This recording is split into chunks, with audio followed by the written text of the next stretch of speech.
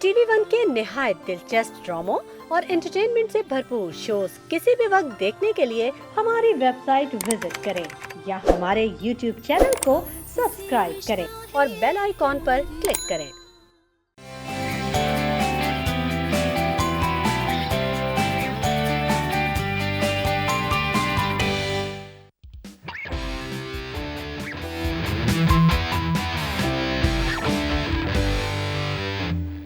जनाब बिस्मिल्लाहिर्रहमानिर्रहीम, अस्सलाम वालेकुम पाकिस्तान। कैसे हैं आप सब? और आज भी हमारे साथ एक बैंड मौजूद है, हार्ड कम्युनिकेशन, राइट? कैसे हैं आप सब? और आज हम सब जानते हैं कि आज सेमीफाइनल है, तो तैयार हैं आप लोग? पाकिस्तान और ऑस्ट्रेलिया का मैच है। इंशाल्लाह कल न्यूजीलैंड जीत गया था और फाइनल्स में आ गया, और आज हम दुआ करते हैं कि आज पाकिस्तान विन कर जाए, और हम जो है वो कंग्रेचुलेशंस कहना चाहेंगे न्यूजीलैंड को कि वो फाइनल के लिए जो है वो सिलेक्ट हो गए। क्योंकि आपको पता है कि ज़िंदगी हमेशा हमारे फेवर में नहीं होती, और ना ही हर एक की ज़िंदगी परफेक्ट होती है। उतार चढ़ाव ज़िंदगी का एक हिस्सा है। लेकिन आपको पता है, कभी कभी ज़िंदगी हमें बोझ लगने लगती है। और ऐसा कब होता है? ऐसा तब होता है जब आप चाहते हुए भी कुछ करने की ताकत ना रखते हों। उस वक्त आपको ज़िंदगी पर रोना आता है। आपको उस वक्त ऐसा लगता है कि अब बस शायद यही आपका एंड है। लेकिन वो कहते हैं ना कि हमारा रब बड़ा ही कारसाज है। वो हर दुख, हर तकलीफ़ से हमें ऐसे निकालता है जैसे वो वक्त कभी हम पर आया ही ना हो। आप जानते हैं कि असल इंसान कौन है? जो ज़िंदगी की तल्ख़ हकीकतों से बखूबी वाकिफ़ हो। और ज़रूरी नहीं कि ऐसे हालात आप पर सिर्फ गुर्बत में ही आएँ। आपके रब को जब भी आपको आज़माना होता है ना, उसका कोई वक्त मुतय्यन नहीं होता। लेकिन हाँ, ये आप पर डिपेंड करता है कि आप उस आज़माइश से कैसे निकलते हैं, कैसे आपकी अपनी हिम्मत और आपके रब पे यकीन आपका हौसला टूटने नहीं देता। और यकीन जानिए, जब ही से आपकी कामयाबियों का सफ़र जो है वो शुरू होता है और महरूमियाँ दूर हो जाती हैं। हमारे आज के मेहमान भी इन्हीं खुसूसियात के हामिल हैं, जिन्होंने अपनी ज़िंदगी में बहुत अच्छा वक्त भी देखा। लेकिन वो बचपन जिसमें बच्चे शरारतें करते हैं, माँ बाप से ज़िद करते हैं, वो वक्त उनकी ज़िंदगी में कह सकते हैं कि सिर्फ कुछ लम्हों के लिए ही ठहरा, और फिर सामने आई ज़िंदगी की कड़वी और तल्ख़ हकीकतें, जिनका उन्होंने डट कर सामना किया। हमारे साथ आज मौजूद हैं पाकिस्तानी ड्रामा इंडस्ट्री के एक ऐसा नाम, जिनमें अदाकारी का फ़न तो अपने वालिद साहब से विरसे में मिला है, लेकिन आज वो कामयाबियों के जिस मुकाम पर भी हैं, वो अपनी ख़ुद की क्रेडिबिलिटी की वजह से हैं। बहुत सी लड़कियों का वो क्रश रह चुके हैं, या फिर शायद अब भी हैं, आई एम श्योर आज भी हैं। कई हिट ड्रामा सीरियल्स में जो है उन्होंने अपने अदाकारी के जो है वो झंडे गाड़ दिए हैं, और कई मज़ीद जो है वो अभी उनके सीरियल्स चल भी रहे हैं। लेकिन उनकी एक ख़ास बात आपको पता है क्या है? उन्होंने हमेशा अपने को एक्टर्स को, अपने जूनियर्स को हमेशा दिल से सपोर्ट किया है, उनके साथ हमेशा खड़े रहे हैं। कभी भी ऐसा नहीं हुआ कि किसी की कामयाबी से वो ना खुश हुए हों, या कॉम्प्लेक्स में आए हों, या फिर कहें कि किसी पे उन्होंने कभी तनकीद की हो। और देखिए ना, अल्लाह ताला ने उन्हें ख़ुद इतना कामयाब किया है कि आज वो कामयाबियों के एक उरूज पर हैं। लेकिन हम ये कह सकते हैं कि ये हीरा जो है ये तराशा बहुत गया है। लेते हैं एक ब्रेक, और फिर ब्रेक के बाद आपको मिलवाएंगे हमारे आज के मेहमान से।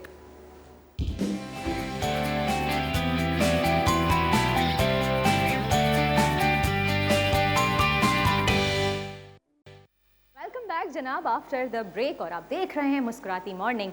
वैसे मैंने अपने इंट्रो में हमारे आज के सेलिब्रिटी गेस्ट के बारे में इतना कुछ तो बता दिया है कि थोड़ी बहुत हिंट्स तो आपको जो है वो मिल ही गई होंगी और आप थोड़ा सा गेस करने की कोशिश भी कर रहे होंगे। तो आइए जनाब, टाइम आ गया है आपको हमारे आज के मेहमान से मिलवाने का। अ वेरी फेमस एक्टर, बहुत ही टैलेंटेड एक्टर हैं, सिंगर हैं, सॉन्ग राइटर हैं, बहुत से दिलों की धड़कन हैं, आपके हमारे हम सब के फेवरेट हैं। लेकिन जितना मैंने उनकी शान में कहा, मैं मज़ीद कुछ अल्फाज ऐड करना चाहूँगी। नामी कोई बग़ैर मुशक्क़त नहीं हुआ, 100 बार जब अकीक कटा तब नगी हुआ। तो प्लीज़ मेरे साथ वेलकम कीजिए द फेमस आगा अली।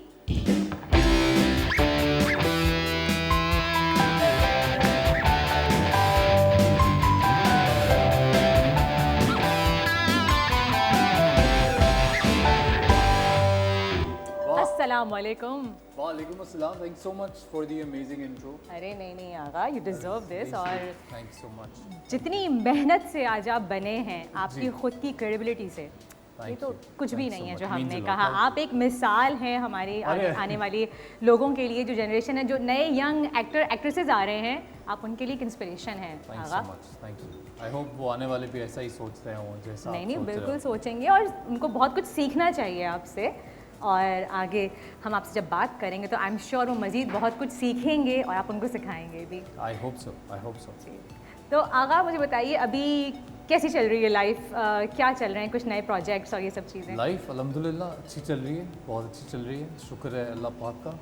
और जस्ट बिन ब्लेस्ड, तो सब सेट जा रहा है, काम भी सेट जा रहा है और लाइफ भी सेट जा रही है, पर्सनल लाइफ ऑल गुड। चलें, गुड, अच्छी बात है। अब थोड़ा सा स्टार्ट करते हैं आपके बचपन से। जी। बचपन की तरफ आए आपके। बचपन की तरफ आए। बचपन की तरफ आते हैं आपके। हमने सुना है कि एक इंटरव्यू में आपके कि आपका बचपन जो है वो बहुत टफ रहा है, राइट।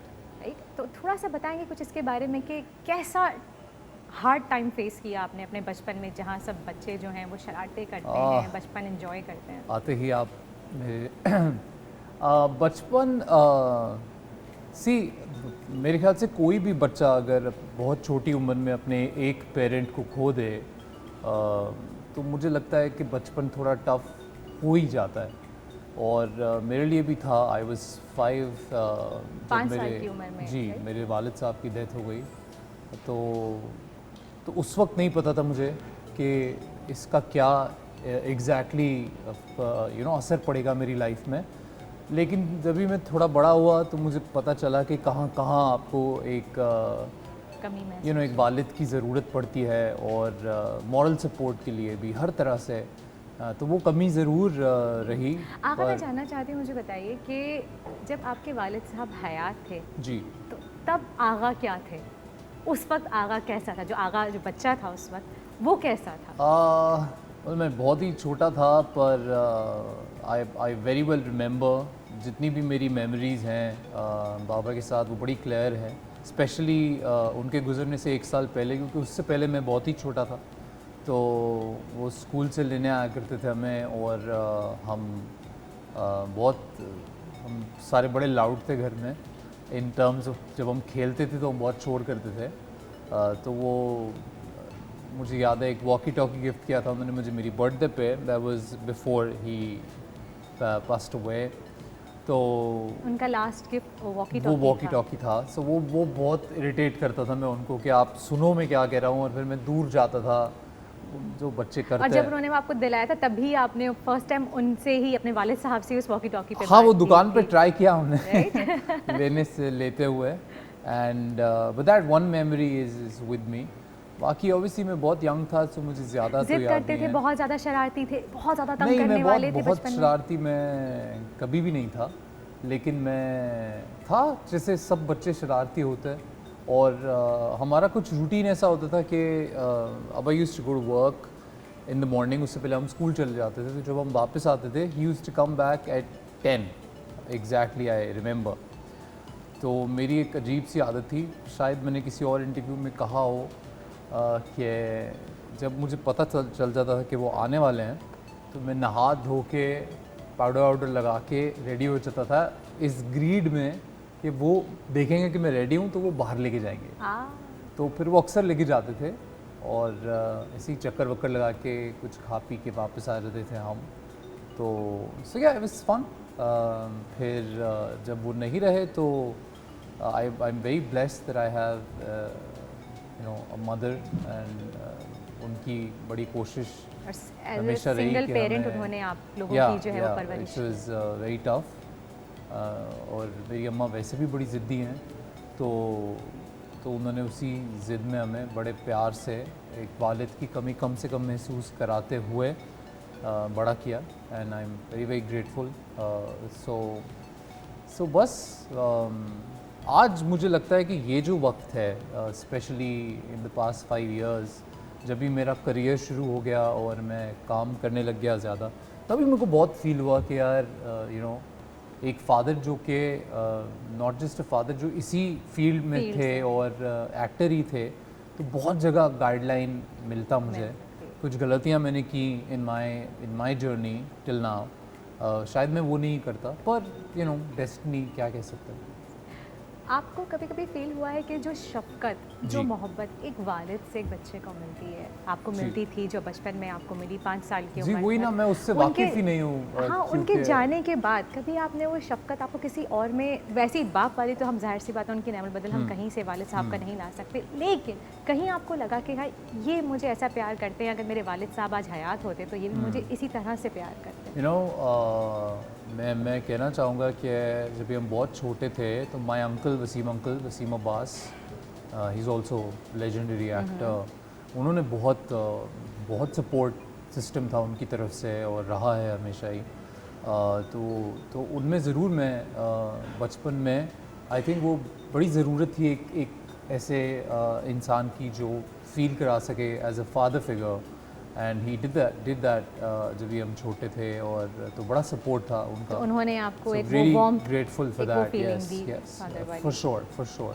लेकिन मैंने कहा ना, जब भी आप बड़े हो जाते हैं तो वो जो एक है कि you know if I could ask, मैं पूछ पाता कि ये कैसे किया Guidance मैंने, ले ये कैसे सकते, क्यों उनको दिखा करूं मैं, सकते चीज़ें। तो वो ऑब्वियसली एक कमी तो एक आई थिंक जेन्युइन बात है कि वो एक कमी तो महसूस होती ही है। So but it's okay, I am sure he is happy. आपने भी इतना अच्छा इंट्रो कराया, I am sure somewhere he is smiling and being proud. नहीं वो बिल्कुल है, और ये पता है, ये ऐसे रिश्ते हैं जो दुनिया से रुखसत भी हो जाएं, क्योंकि ये हम जी। सबका एक हमारा एक ईमान है कि जिसने दुनिया में आना है उसने जाना भी है। बिल्कुल बिल्कुल। लेकिन मेरा ऐसा बिलीव है कि मेरे भी ऑफ कोर्स वालिद साहब ने, तो मुझे ऐसा लगता है कि वो हमें देख रहे हैं, वो जहाँ कहीं भी हैं, बिल्कुल, वो जो बिल्कुल। हमारे माँ बाप होते हैं ना, वो हमसे दूर जाके भी कभी दूर नहीं जाते, वो True, हमारे true। आसपास ही होते हैं, इर्द गिर्द होते हैं। बिल्कुल सही, बिल्कुल सही, तो बिल्कुल सही। अक्सर ऐसा होता है, कभी कभी उनको ख्वाब में भी देख लेते हैं, या हमें वो ऐसी बात कह के जी। चले जाते हैं जिसकी शायद जी। हम, जिसका जवाब हम शायद तलाश कर रहे होते हैं। True, आपके true। साथ कभी हुआ है ऐसा कि कभी आप उनको बहुत ज़्यादा याद कर रहे हो, जब आपकी लाइफ में बहुत हार्ड टाइम भी रहा है? मतलब आई ऑन एंड ऑफ हम मिलते रहते हैं ख्वाबों में। मुझे जब भी वो, मेरे वालिद साहब की एक बड़ी यूनिक बात थी कि यू नो वो बहुत तैयार रहते थे, known to be very good looking, and उनको सब कहते थे कि उन जितना स्टाइलिश कोई नहीं है। तो वो जब भी मुझे कभी ख्वाब में दिखता है, हमेशा टन तैयार हुए दिखते हैं। So it makes me feel very good. So या 17 साल की उम्र में आपने अपना पहली जॉब जो है वो स्टार्ट की थी, जो कि एक आप शॉप पे डीवीडीज पैक करते थे, और वो सिर्फ इसलिए करते थे क्योंकि आपको मूवीज़ देखने का बहुत शौक हाँ था। नहीं, मैं शॉप पे नहीं करता था पैक, वो एक्चुअली जॉब तो नहीं कहूँगा मैं उसको, वो बार्टर डील टाइप था मेरा। एक मैं जौहर टाउन लाहौर में रहता था, और अकबर चौक पे एक शॉप, एक बड़ा मशहूर वो है, स्पॉट है, एरिया है, वहाँ पे एक शॉप हुआ करती थी मेरे घर के करीब। तो वो 15 रुपये रेंट लेता था फिल्म का, और मैं मानता हूँ कि मुझे जो मेरी जो अपब्रिंगिंग है उसमें फिल्म्स का बड़ा ताल्लुक है, because I was so inspired by all the actors. तो वो पैसे मेरे पास होते नहीं थे, और तो वो मुझे कंसेशन देता था कि मैं सेम डे डीवीडी वापस कर दूँ। तो एक बार मैं दुकान पे गया तो वो पैक कर रहा था, बड़ा इरिटेटेड था वो, अच्छा, कि मतलब मैं कह रहा हूँ सुन लो, सुन नहीं रहा है, अच्छा। वो पैक कर रहा है अपने काम उसको। में लगे हुए हैं। और वो मैंने देखा, वो कैंडल से एक ट्रांसपेरेंट, उसमें उस दौर में पायरेसी दबा के होती थी। तो अभी तो सब OTT प्लेटफॉर्म से फिल्में देखते हैं, तभी हम DVD VCD में देखते थे। तो वो मैंने देख लिया उनको, तो अगले दिन मैंने ऐसे ही उनको एक प्रपोज़ल दे दिया कि अब मैं आपको सो एंड सो पैक करके दे दूंगा, आप मुझे अब मटेरियल दे दो, तो बदले में रेंट नहीं लो मुझसे। लेकिन जो बाटा डील्स आज चलती हैं, तो आगा माशाल्लाह अपनी उस एज में भी इतने होशियार थे हाँ, कि वो इन्होंने मेरी लालच थी देख के ही ना फिल्में फौरन देखने कहा की। कि मैं तुम्हें इतनी पैक करके दे दूंगा, रिटर्न में आप मुझे DVDs जो है वो हाँ, देखने के हाँ, लिए दिया हाँ, करो। हाँ, और बड़ा खुश हो गया वो। और फिर 15 मिनट लगते थे, फिर बिना रेंट के फिल्म मिल जाती। ज़बरदस्त, ये तो बहुत अच्छी बात है। जनाब, जानेंगे हम आगा की दिल की मज़ीद बातें, लेकिन इस छोटे से ब्रेक के बाद। See you after a break.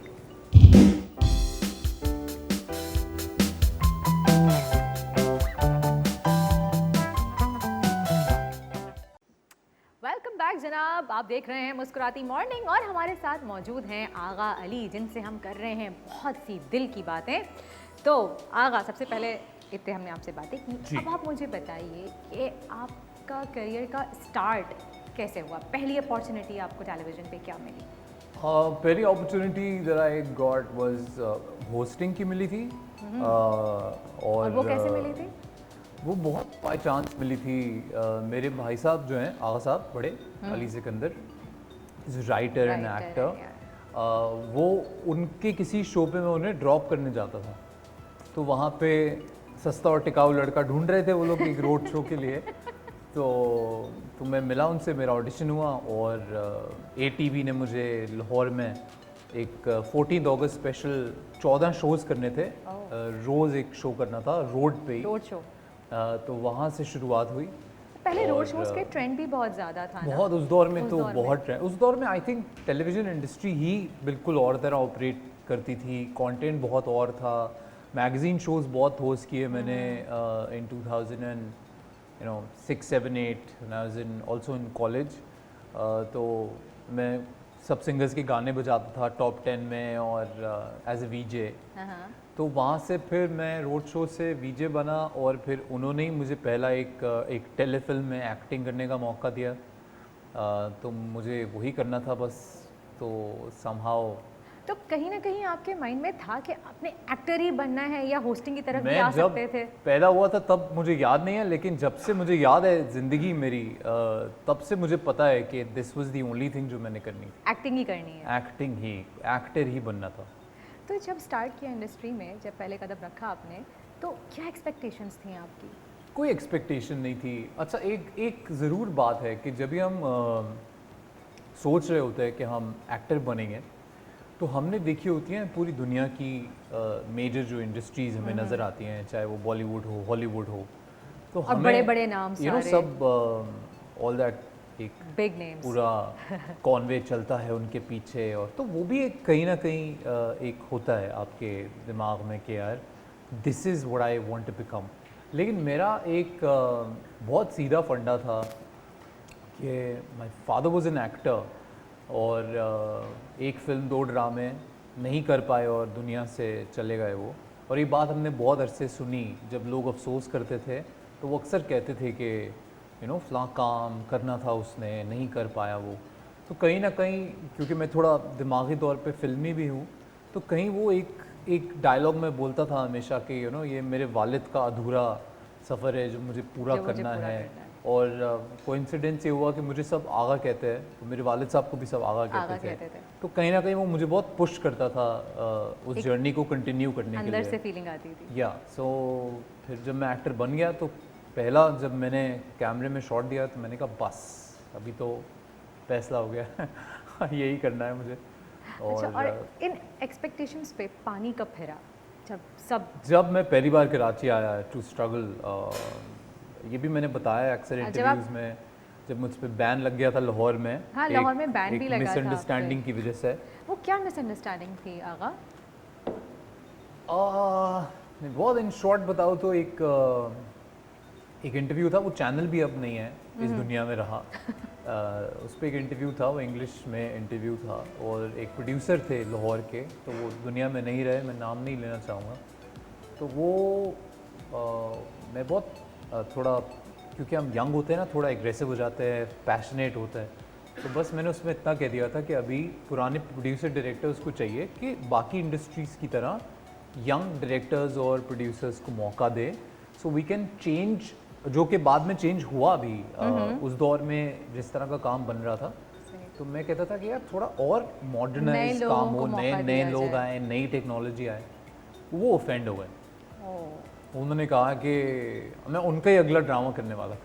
ओए होए, तो इस बात पे आप पे बैन लग तो गया। ऑब्वियसली एक सीनियर आदमी, आप सोच भी नहीं सकते कि वो इस बात पे ऑफेंड हो जाएगा। और वो भी पर इतना हो ज़्यादा गए। कि आपको पूरे हाँ, लाहौर में आप पे हाँ, बैन लग गया था, वो- राइट? मतलब वो एक कोई भी काम नहीं कर रहा दे रहे थे। प्रोड्यूसर एसोसिएशन था, उसने वक्ती तौर पे एक नया बच्चा जो काम करना शुरू ही किया है, पहला लाइफ का सीरियल, दूसरा सीरियल करने वाला है, उसको अगर आप बोलोगे कि अब तुम काम ही नहीं कर सकते, वो चाहे 6 महीने के लिए हो, उसका इफेक्ट बहुत था बहुत मुझ पे। और प्रेशर भी हाँ, ना मैं रो कि रो के बिल्कुल पागल हो गया था मैं तो। मतलब for me it was like कि ये तो शुरू होने से पहले ख़त्म हो गया खत्म हो वाली गया। बात हो गई।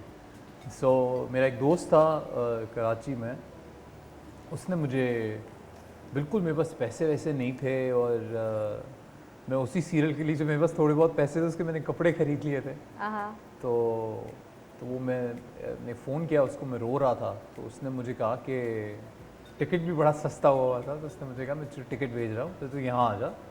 और मेरा अगला सवाल यही था आपसे कि फिर कराची आने का कैसे आपने फैसला किया? तो आपके दोस्त ने क्योंकि आपको और गाइड कोई किया? कुछ था ही नहीं, हुई ही उसने मुझे थोड़ा होप दिया कि यहाँ पे अब चैनल्स खुल रहे हैं, जियो एंड Industry बढ़ टीवी रही है वन एंड यहाँ ऑल पे, दोस चैनल्स वो ओपनिंग एट दैट टाइम, 2010-11 की बात है ये। तो उसने कहा यहाँ बहुत काम अभी होगा शुरू, और वो जियो में काम करता था। तो ही सेट के बस तू आ जा, तो छोड़ दे, जो जिस तरह दोस्त यार आपको मोटिवेट करते हैं। करता है। तो बस फिर मैंने वही कपड़े जो उसके लिए ख़रीदे थे ड्रामे के लिए वो पैक किए, और उसने मुझे टिकट भेजा, और कराची आ गए। मैंने अपनी अम्मा के पैर धो के एक बोल में पैर धोए उनके फिल्मी। तो वो मैंने एक गिलास पानी निकला, अम्मा मेरी माशाल्लाह भी नमाज़ पढ़ के ही बैठी थी, वो मैंने पिया, मैंने कहा कि मैं चाह रहा हूँ। तो फिर यहाँ 2-2.5 साल बहुत मेरी हालत टफ टाइम गुजारा है टाइट आपने हुई, और कराची में। और जब आप कराची आए थे तो उस वक्त हमें पता है कि आपके पास सिर्फ 570 रुपए थे पॉकेट हाँ में, हाँ यस राइट? दैट्स ये ट्रू। सिर्फ 570 रुपए पॉकेट में लेके आए थे, हाँ। और इनको कुछ नहीं पता था कि आगे क्या होने वाला है। बस बहुत ही फिल्मी अंदाज में, जैसे आप ये कह रहे हैं कि हाँ, फिल्मी मैं आ है, गया। सिर्फ अपना करियर बनाने के लिए ये लाहौर से कराची हाँ, आ वो गए। एक जिद भी बन गई थी मेरी कि अगर आप नहीं काम दोगे तो इसका मतलब ये थोड़ी है कि ठीक। दुनिया में काम काम नहीं है। खत्म। और इसके बाद तो अल्लाह की ज़ात है भाई। हमेशा लगी हम- जाती वही है ना, तो अल्लाह ये की आप कैसे ज़ात। कह सकते हैं कि मैं अगर आपने- बहुत शुक्रगुजार हूँ आज वो इस दुनिया में नहीं है प्रोड्यूसर के, उन्होंने वो बैन लगाया मुझ पे, क्योंकि आज इंडस्ट्री का 95% काम कराची में है। कराची से हो रहा है, और सारे And, तकरीबन जो हमारे आर्टिस्ट हैं वो लाहौर से जो अल्लाह है जो वो करते कराची हैं ही बेहतर शिफ्ट हो रहे करते हैं, हैं। और वो स्ट्रगल भी बहुत ज़रूरी था मेरे लिए। मैं आपको बताऊं, it really help me to grow as a person. मेरे वालिद नहीं है, पर वो स्ट्रगल ने मेरे लिए वो काम किया। बहुत कुछ सिखाया आपको ज़िंदगी में। बहुत कुछ। आपने कराची आके एक बेसमेंट में आपने एक अरे टाइम क्या वक्त किससे गुजारा, खोल रहे हो यार आप तो। और नहीं, और उसका हाँ। मैं बताऊंगी उसके बारे में, और मज़ीद भी ये बहुत, जैसे उन्होंने कहा कि बहुत एक गहरा किस्सा है। जी। हम मज़ीद बात करेंगे इस पे, लेकिन इस छोटे से ब्रेक के बाद।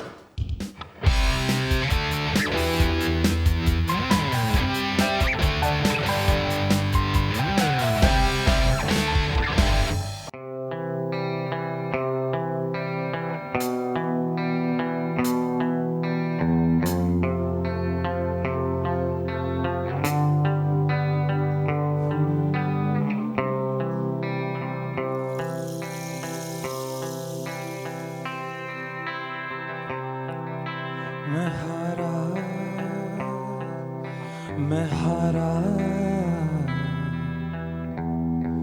जैसे टूटा हुआ हो सितारा, बस आंसू बस ये है मेरे हिस्से में दर्द सारा, सपने आंसू बन के सब मेरे बह गए हो,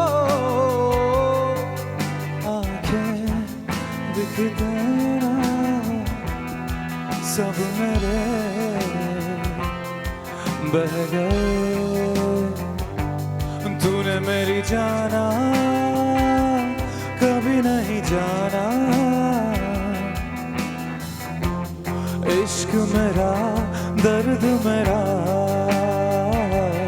तूने मेरी जाना कभी नहीं जाना, इश्क मेरा दर्द मेरा, आशिक तेरा।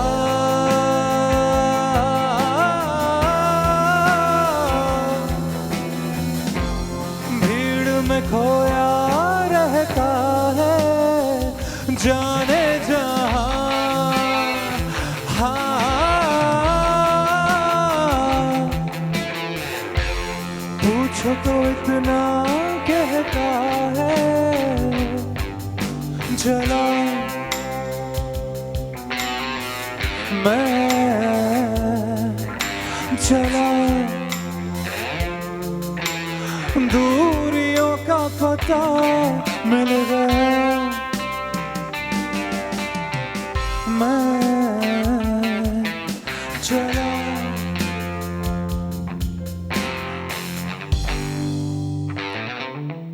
अलविदा।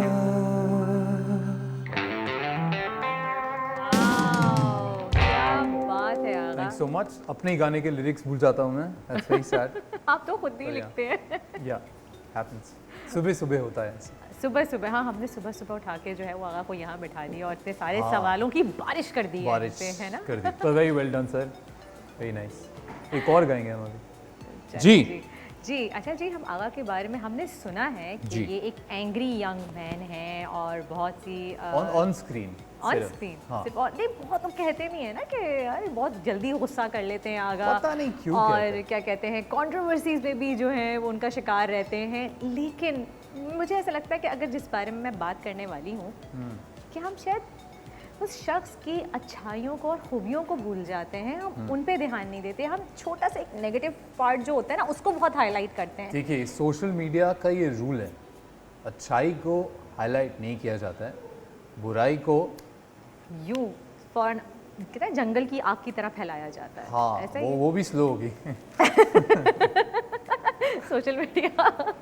ये अच्छा आगा, मुझे लगता है जैसे कि अभी हम बात कर रहे थे आपकी कि जब आप कराची आए, जी। आपने कराची में आके बहुत टफ टाइम फेस किया और ये टफ टाइम आपका स्टार्ट हुआ था इससे ज़्यादा इस पहले भी था या फिर जब आप एक डिज़ीज़ में जैसे जो सोराइसिस है जिसमें आपको जो है वो ब्लीड भी करता था, कि सोराइसिस बेसिकली एक ऐसा डिज़ीज़ है जो कि क्योरेबल नहीं है जी। और उसमें सेल्स जो है वो आपके स्किन के ऊपर बनना स्टार्ट हो जाते हैं, आपके जो ब्लड सेल्स होते हैं, ब्लीडिंग होती है उससे, इचिंग बहुत ज़्यादा होती है उसमें, काफ़ी कुछ होता है। तो जैसे ही आप आए थे कराची तो उसी वक्त आपको नहीं ये नहीं, प्रॉब्लम का सामना करना पड़ा? एक्चुअली आई डोंट नो वो हुआ उस वक्त नहीं, जब भी मुझे फाइनली एक प्रोजेक्ट मिल गया और मैं उसका शूट करा रहा था तभी ये स्टार्ट हुआ और मुझे तब नहीं पता था कि क्या है। आई थॉट सिर्फ रैशेस टाइप कोई चीज़ हो रही है, कोई एलर्जी हो रही है, पर देन लेटर वो बहुत बढ़िया, तो मुझे फिर डॉक्टर्स वॉक्टर्स के चक्कर जब लगे तो पता चला कि it's an autoimmune disease. So it's not basically a disease, it's a skin condition, लेकिन कभी कभी वो थोड़ा डेडली हो जाता है, पर शुक्र है अल्लाह का। वो कहते हैं ना कि जब अल्लाह पाक आपको आजमाइश देते हैं तो फिर उससे लड़ने का हौसला भी देते हैं, तो बड़ा हौसला मुझे दिया ऊपर वाले ने, सो इट्स ऑल गुड।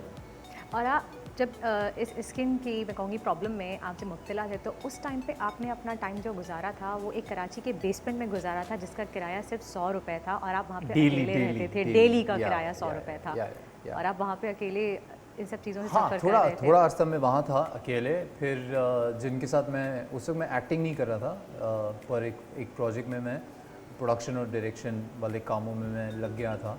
तो सैयद अफजल अली एक प्रोड्यूसर थे, Fahim Burney and Syed Afzal Ali together they used to produce, तो वो मेरा बहुत सपोर्ट सिस्टम बने उस वक्त और he gave me like a job and then फिर उनका एक सैलून था, तो उस सैलून के ऊपर वाले फ्लोर को उन्होंने ऑफिस बनाया हुआ था, वहाँ उन्होंने मुझे एक कमरा दिया और मुझे यहाँ तक के कहा कि इसको अपनी मर्ज़ी से तुम पेंट वेंट कराओ, और so he really he was like you know more of father figure for me. तो उन्होंने बहुत सपोर्ट किया, तो उस दौरान ये हुआ। और ऑब्वियसली अच्छा तो नहीं बहुत टफ टाइम होता है ये Yeah. अकेले रहना, और वो भी उस टाइम जिस वक्त आप अपना स्ट्रगल कर रहे हो। या और फिर उस मैं time पे ये सब लाहौर चला चीज़ें गया हो जाएं। ऑब्वियसली, बिकॉज तबीयत काफ़ी बिगड़ गई थी। तो फिर मैं 1 साल तक तो मैं कुछ कर नहीं पाया था। सिर्फ इसी में दुआ में था कि ये थोड़ा यू नो संभल जाए। संभल जाए। तो बस फिर अल्लाह का करम हुआ, इट गॉट कंट्रोल्ड। और कुछ टाइमिंग ऐसी बनी कि मुझे 1-2 काम भी मिल गए उसी वक्त। वेट शेट बहुत ज़्यादा हो गया हुआ था मेरा, आई वाज 96 kgs अगेन। तो बस फिर 2-4 महीने में ही शूट के साथ साथ ही Diet और थोड़ा exercise डाइट सब वाइट चीज़ें। ठीक किया, और बस फिर तब चल से अब रहे। तक ये ऑन एंड ऑफ चलता आपका है। टर्निंग पॉइंट क्या था लाइफ का, कि जब आपको लगा हो कि बस अब मेरी तमाम तकलीफ़ का और मुश्किलों का जो है वो ये अब सिला मिल गया है कि नाउ दिस इज़ इट, मैं इसी का वेट कर रहा था? इसी सिला तो मुझे लगता है मरने के बाद मिलेगा, और अल्लाह पाक करें कि ऐसा हो और मैंने कुछ अच्छा किया हो ज़िंदगी में अपनी। बट एक बात बहुत करेक्ट है कि जब भी मेरा पहला प्रोजेक्ट हिट हुआ था Rukhsar, that was the turning point of my life. Because जहाँ मैं एक शहर में यू नो 2 साल 2.5 साल तक वेट करता रहा कि कोई फ़ोन आए मुझे और कोई मुझे बोले कि आओ तुम्हें हीरो बनाता है, वहाँ पे आई वाज वेरी ब्लेस्ड कि मुझे आई थिंक एक एपिसोड ऑन एयर हुआ था, और अगले दिन मैं रो पड़ा था खुशी से कि अरे वाह। I got a call from every production house Wow. In the country, and they wanted to see me. और किसी का प्रोजेक्ट था, और देन एक और प्रोजेक्ट आया Shahre Aara, that was also overnight hit. तो उस दिन मुझे लगा कि यू नो मेहनत का सिला मिला मिलता है। जरा हम मज़ीद बात करेंगे आगा से, लेकिन इस वक्त ब्रेक का वक्त हो गया है, और आगा मैं चाहूँगी कि आप ब्रेक लें अपने स्टाइल में। जी बहुत ब्रेक है और ज़रूरी है, क्योंकि कमर्शियल्स भी बहुत ज़रूरी हैं, और हम तो यहीं, हम कहीं नहीं जा रहे। तो आप लोग एक छोटा सा ब्रेक लो और वापस आओ, and I will see you after the break.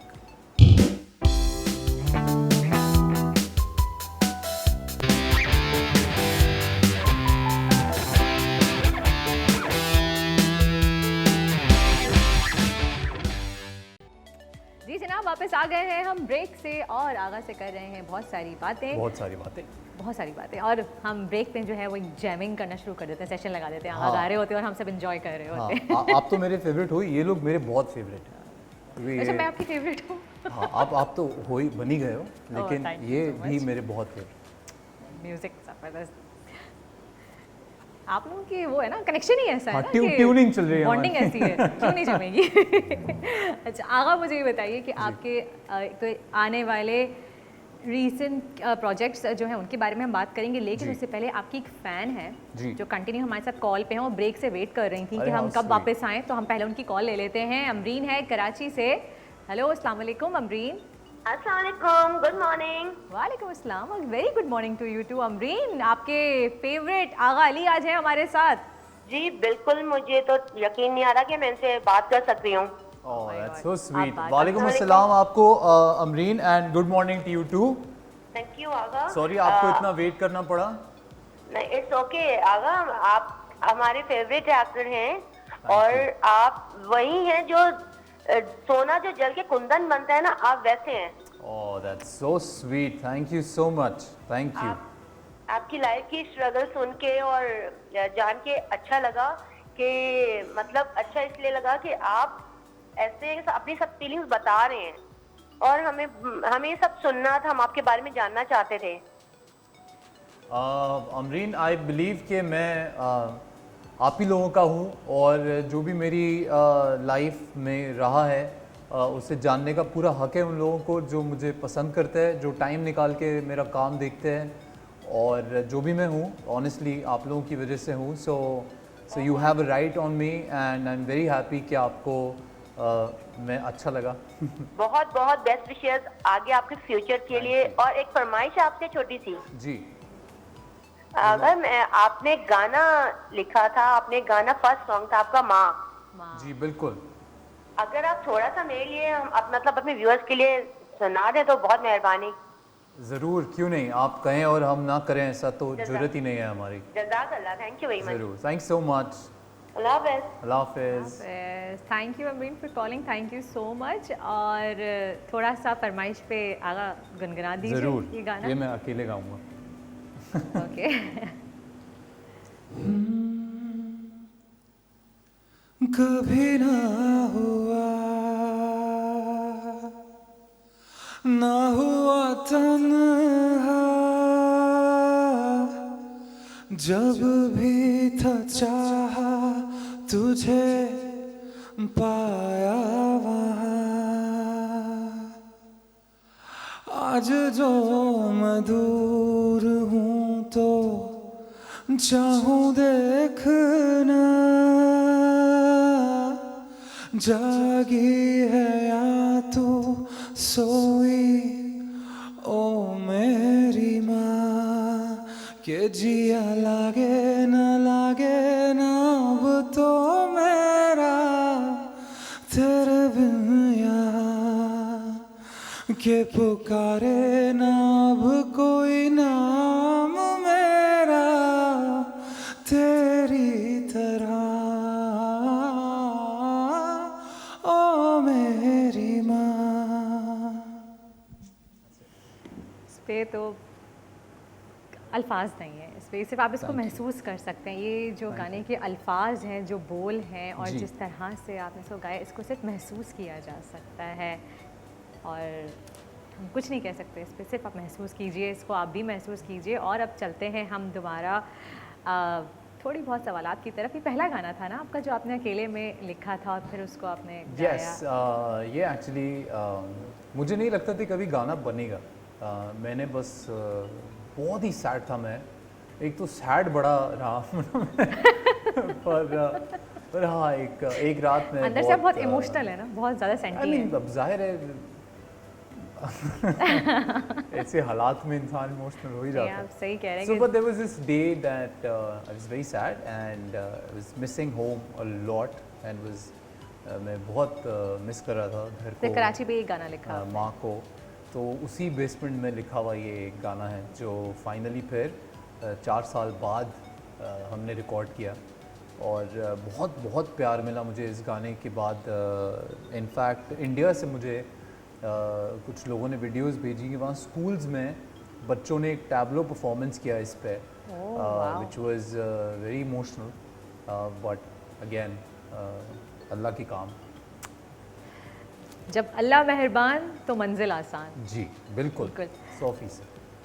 आगा, अभी जो आपके नए कोई अपकमिंग प्रोजेक्ट्स हैं उनके बारे में कुछ बताइए। कौन से प्रोजेक्ट्स जो हैं पाइपलाइन में हैं, आ रहे हैं, जिन पे आप काम कर रहे हैं? जी आपने देखा होगा अभी एक ड्रामा रिसेंटली जो जी बहुत ज़्यादा हिट हुआ अच्छा, है। जी बस अल्लाह का करम हुआ मुझे वहाँ भी। खुदा पे यकीन है। जी जी और मुझे है खुदा पे यकीन 100%। सबको है भाई। तो वो बस बहुत अच्छा गया। उसके बाद में बड़ी स्ट्रेंज बात है कि मैं 6 प्रोजेक्ट्स आए और मैंने कोई साइन नहीं किया। क्यों? और क्योंकि स्क्रिप्ट समझ में नहीं आ स्क्रिप्ट रहा था। समझ बहुत नहीं आ सिमिलर स्क्रिप्ट है आजकल, जो भी ड्रामा आता है ऐसा लगता है कि पिछले का ही थोड़ा सा ऊपर नीचे करके ड्रामा बनाया हुआ है, जो मुझे मैं इनफैक्ट ये कहना चाहता हूँ कि बहुत अनफेयर लगता है एक्टर्स के साथ। क्योंकि एक टाइम के बाद ना फैंस बोलते हैं कि आप एक जैसा काम कर रहे हैं, तो उसके लिए अलग स्क्रिप्ट होना बहुत ज़रूरी है। तो एज आई मैं नाम ले सकता हूँ चैनल का, तो आप बोल सकते हैं कि कौन सी, आप ड्रामे के नाम ले सकते हैं या या फिर? हाँ। सो सेवन स्काई जो प्रोडक्शन हाउस है, मैं अब्दुल्ला भाई एंड असद भाई, दे लाइक फैमिली। तो फाइनली उनको मेरा वो जो मेरी परेशानी थी उसका हल उनके पास था और एक प्रोजेक्ट है जो मेरे पास आया और फाइनली हमने साइन किया और इसी महीने के एंड में हम शूट पे जा रहे हैं। इट्स अ अच्छा। फैबुलस स्क्रिप्ट और एक कैरेक्टर है जो मैं बहुत अरसे से चाहता था कि जिस तरह की कैरेक्टर से लोगों ने मुझे प्यार दिया था वैसा ही एक बैड बॉय कैरेक्टर है। ओह अच्छा, ये बिल्कुल अलग है थोड़ा सा जो Yes, अभी आपने रिसेंटली yes, प्रोजेक्ट्स yes, किए हैं yes, उससे। तो मैं वही चाहता था कि थोड़ा अच्छा। अलग आए। तो बहुत ही बेहतरीन स्क्रिप्ट है, बहुत ही खूबसूरत लिखा हुआ है और तो अभी बस हम शूट पे जाएंगे और आपको इंशाल्लाह जल्दी से टीजर्स वगैरह जो फिर हमें देखने को Yes, मिलेंगे। yes. आगा मुझे ये बताइए, आपको क्या लगता है कि आप एक पॉजिटिव कैरेक्टर अच्छा प्ले कर सकते हैं या नेगेटिव कैरेक्टर? मैं अगर आप मुझसे पूछो तो मैं तो कहूँगा कि मैं दोनों ही अच्छे प्ले कर सकता हूँ, ये तो आवाम देख के बताएगी फिर कैसा किया। बट ऑनेस्टली जो स्क्रिप्ट्स हमारे पास आते हैं उसमें acting margin anti hero roles में ही होता है। इनफैक्ट अभी हम कुछ ही दिनों पहले बात कर रहे थे तो हम एग्जांपल दे रहे थे कि जितने भी एक्टर्स पिछले 3-4 साल में क्लिक हुए हैं, अगर आप उनका वो ड्रामा उठा के देखें मेल एक्टर्स का, तो वो वही कैरेक्टर्स थे 90% जो एक्चुअली एंटी हीरो रोल्स थे, सही। जिसमें उनको पहले थोड़ा स्वैग दिखाना था और फिर बाद में बुराई से अच्छाई की अच्छाई की तरफ जाना तरफ था। जाना था। तो आपके पास 2 शेड्स आ जाते हैं खेलने के लिए एक्टिंग में। पॉजिटिव में एक ही इट्स होता मोर और है। लेस द सेम शेड जिसको आपको बड़ी मुश्किल हो वेरी जाती है। स्वीट एंड काइंड पर्सन, और या, उसको फिर या, लेके या, चलना पड़ता है, या, कैरी मैं करना इनफैक्ट पड़ता है। मुझे खुदा पे यकीन है कि शूट पे एक दिन मैंने डायरेक्टर को बोला कि मैं हीरोइन नहीं हूँ कि मुझे इतना रुलाते रहते हो। मैं अगला सवाल आपसे यही करने या। वाली थी कि मुझे खुदा पे यकीन है, उसमें आपने इतना इमोशनल जो है या, वो या, सीन्स या, दिए या, हैं, या। तो उस पर बात करेंगे। आपने खुद ही कह दिया। अच्छा जनाब, एक और हमारे साथ आगा की फ़ैन मौजूद हैं, यास्मीन, उनसे बात कर sweet. लेते हैं। हेलो, अस्सलाम वालेकुम यास्मीन वालेकुम सलाम जी। जी। बात कीजिए आगा से, आपके फेवरेट आगा अली मौजूद हैं आज हमारे साथ। जी अस्सलाम वालेकुम। जी जी जी आगा आगा आगा साहब की बात करनी है। आप भी बहुत अच्छी हैं, बहुत अच्छी। अच्छा जी मैम, आप बात कीजिए, आप आगा से ही बात कर रही मैं हैं। बात कर रहा हूँ यास्मीन जी। जी अस्सलाम वालेकुम जी, क्या हाल है? बहुत अच्छा काम करते हैं, बहुत अच्छा लगता है आपसे। Thank ji you. जी आगा जी, मुझे आप बच्चे बहुत ज्यादा पसंद हो, मुझे बहुत अच्छे लगते हो, आपका काम बहुत अच्छा होता है। Thank you, और जिस thank तरह आप काम करते हैं, मैं कहती हूँ बहुत कम ही लोग करते हैं। अल्लाह ताला आपको सेहत दे, अल्लाह ताला और भी ज्यादा तरक्कियां दे, अल्लाह ताला आपको कामयाब करे हर नेक मकसद में। थैंक आमीन, यू बहुत आमीन। बहुत शुक्रिया। थैंक यू, मेरी सुबह बना दी आपने। Thank you. ये आप देखिए, अगर thank you so much Yasmeen ji, आपने कॉल की। और जनाब So इस वक्त sweet. हुआ है ब्रेक का, ब्रेक पे जाएंगे और जल्दी से वापस आएंगे और फिर मजीद गपशप चलो हम करेंगे गाना गा आगा लेते के हैं तब साथ। तक, आप लोग ब्रेक लो। बाय हाँ, हमें गाना सुनते हैं आगा से। जी आगा। जी चले आए।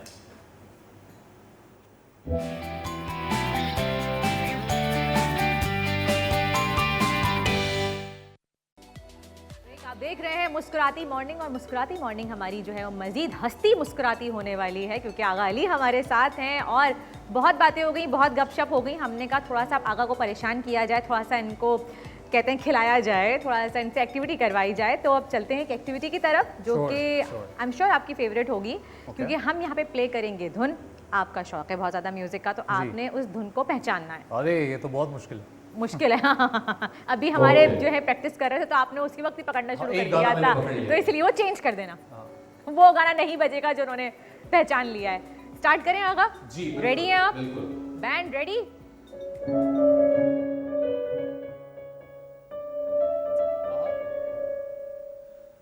दिल जानी मंगना जरूर है, हाल न जाने मेरा दुनिया नहीं। गा नहीं रहा मैं पूरा गाना। Easy easy. आप कुछ थोड़ा तो गा सकते हैं ना आगा, आपके फैंस की डिमांड पे। सज्जाद अली साहब भाईजान सर लेजेंड, तो वैसे ही थोड़ा डर लगता है। पर ये गाना मैं बता देता हूँ कि कौन सा था। कि सोहनी लगदी ओ मैनू सोहनी लगदी, सोहनी लगदी ओ मैनू सोहनी लगदी। चलें जी, अगली धुन।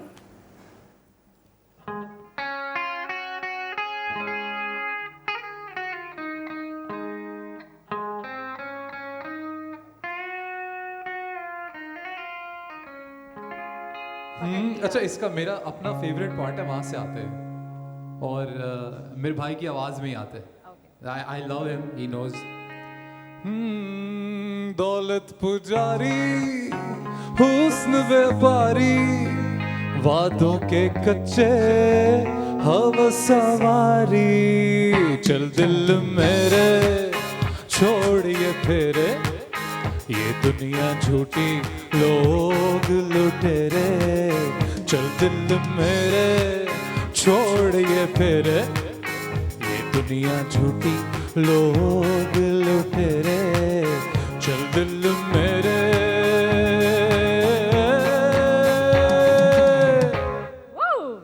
जबरदस्त जी। अगली धुन।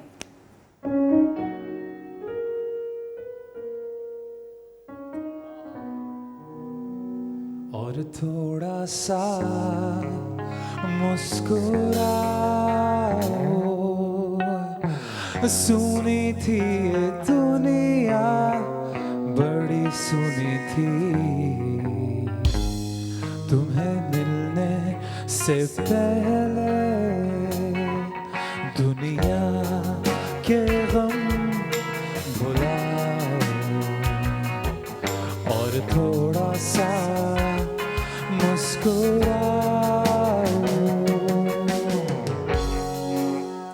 नेक्स्ट। क्या बात है आगा, सारी धुनें आप तो ऐसे पकड़ रहे हैं। ये थोड़ा सा मुश्किल किया जाए भाई। अभी मेरा काम है ना। आपका काम ही है यार, ये एक्टिविटी यार हम दूसरी चेंज करेंगे अभी जी। थोड़ा सा चलें आपको। कौन है? अगली धुन।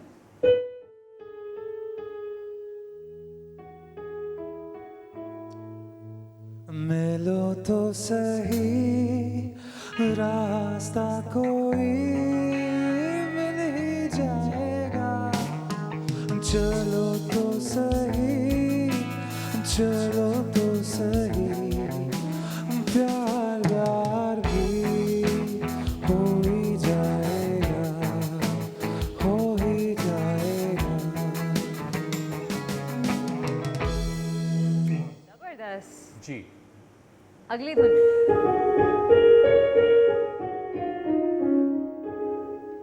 अरे तेरी चूड़ियां चमक करके सांवरी सलोनी सी महबूबा, तेरी चूड़ियां चमक करके।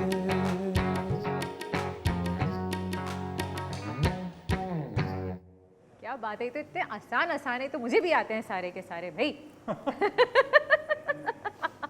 लाओ बाबा आदम के जमाने का लाओ। निकालें अगर निकाल सकते हैं तो आप।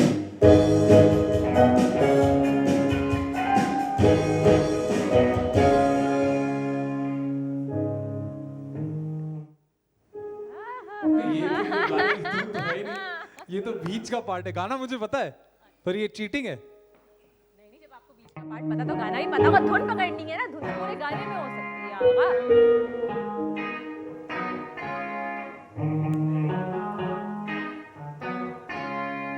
आँखों से कोई तो रहता है, आँखों में सांसों में,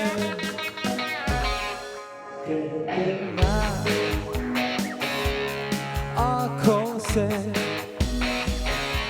समझ लेना, बातों से।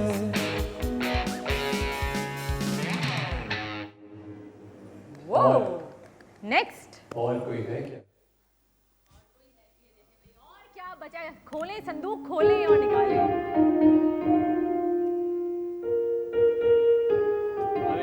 अरे यार ये तो मुझे भी पता है। तुम्हारे बिना हम भला क्या जिएंगे, अकेले न जाना हमें छोड़कर तुम, तुम्हारे बिना हम भला क्या जिए, अकेले न जाना।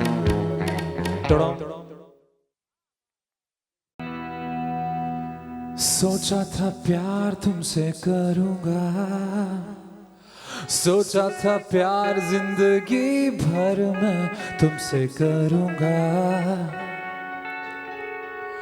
ओहो सपनों का घर जो बसाया था, वो घर तो मैंने तुम्हारे लिए ही सजाया था। वो हो ये खबर न थी, ये पता न था कि तुम झूठा प्यार हो। तुम्हें अपना कहा, तुमसे प्यार किया, लेकिन तुम कोई और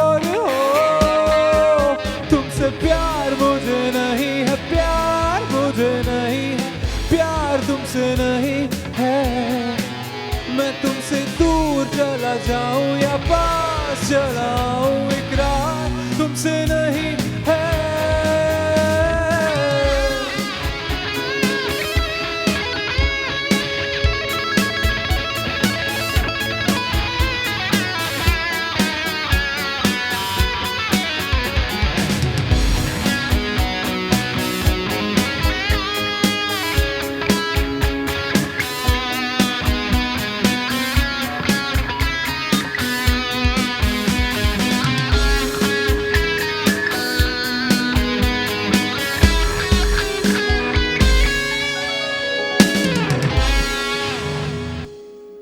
ये जो एंड में डम होता है ना, क्या बात है, जबरदस्त। आगा घर में गुनगुनाते हैं गाने? जी मैं कोशिश करता हूँ। कोशिश करते हैं, क्यों? हिना कभी चीखती है कि क्या हर वक्त गाने गाते नहीं रहते हो? चीखती नहीं है वो, बस प्यार से कह देती है कि हाँ, पापा बस कर दें। बस कर दें। हाँ अरे मेरी ऐसा एक क्यों आदत है होता है? ऐसा कभी क्यों कभी होता है? कभी ऐसे- कभी कोई गाना अड़ जाए ना दिमाग में तो गुनगुनाते मैं पूरे दिन वही गाता रहता हूँ, तो वो फिर एक बार दो बार तीन बार शायद बर्दाश्त हो जाता होगा पर चौथी बार वो कहती थी आपा बस प्लीज़। उस वक्त आपको कैसा लगता है? क्योंकि आप जैसे हमारे शो पे आए हुए हैं, सभी आपसे जो है वो गाने की फरमाइश करते हैं और आप खुद भी माशाल्लाह से गा रहे हैं, आप इंजॉय कर रहे हैं इस चीज़ हाँ, को। हाँ। आपको क्या फील होता है कि यार गाने दो ना, मैं तो कर रहा हूँ। वही घर की मुर्गी तो दाल बराबर भी नहीं है। अच्छा, वो वाली लेकिन- मिसाल है, घर की मुर्गी दाल दाल बराबर, बराबर। और वो भी अरहर की दाल जो कोई पसंद नहीं करता। हाँ एग्जैक्टली वही क्योंकि नहीं है बिल्कुल भी शौक नहीं है सुनने का, कभी के कहा हो चाय का कप ला के आगा कुछ गुनगुना दे। मैं ही चाय का कप लाते हुए कभी गुनगुना रहा हूँ तो आका प्लीज बस। और मैं शरीफ आदमी में चुप कर जाता हूँ। ये पिछले दिनों में तो मैं जबरदस्ती भी गाया मैंने एक आधा बार। अच्छा। मैं कहा बर्दाश्त करो, you married a single man, आपको बर्दाश्त करना पड़ेगा, करो। चले, अब हमने आगा का टेस्ट तो लिया म्यूजिक में, जिसमें आप फुल नंबर से पास हुए। Thank you अब so थोड़ी much. सी जहानत आजमाते हैं जी, आपकी। बिल्कुल। हमारे पास एक एक्टिविटी है आपके लिए। Okay. इस SMD पे हम जो है एक इमोजी के साथ एक अल्फाबेट देंगे आपको। Okay. सही है, तो उससे आपने जो है कोई भी कंट्री का नाम गैस करना है। कंट्री का नाम गैस करना, okay. Emoji plus an alphabet, Okay. उससे फिर आपने जो है वो नाम गैस बड़ी करना है। मेहनत की होगी टीम ने ये बनाने के लिए तो लेकिन आपके पास सिर्फ और सिर्फ 10 सेकेंड होंगे। टाइमर ये चलेगा। ज्यादा जहानत का टेस्ट हो ना, गया। ना, ना, ना, ओके ना, आइए ना। आइए कोशिश करेंगे। 10 सेकंड में बताऊंगी आपको। I'll जनाब दिखाइए SMD पे पहला सवाल। ऑलराइट, कुछ आया जहन में? चाइना। Very good, China. क्या बात है, हमने उनका आज तक शुरू शुरू में आसान रखे, आगे चलें। आगे चाइना है लेकिन China. I got that, okay. China, good. अभी मैं समझ गया कि क्या आप समझ गए? होगा। देखिए, इसलिए ओके। शुरू में हमने आसान रखा था। चलिए जी, अगला। Okay, Belgium. Very good, Belgium. Next है यूएई। यूएई। कहाँ से आ गए? बराबर में देखें, इमोजी किस चीज़ का है? वो मुझे देख you 5 4 3 USA 2 1। Uganda. Ukraine. Crane तो बनी हुई it's a है। crane। It's a crane.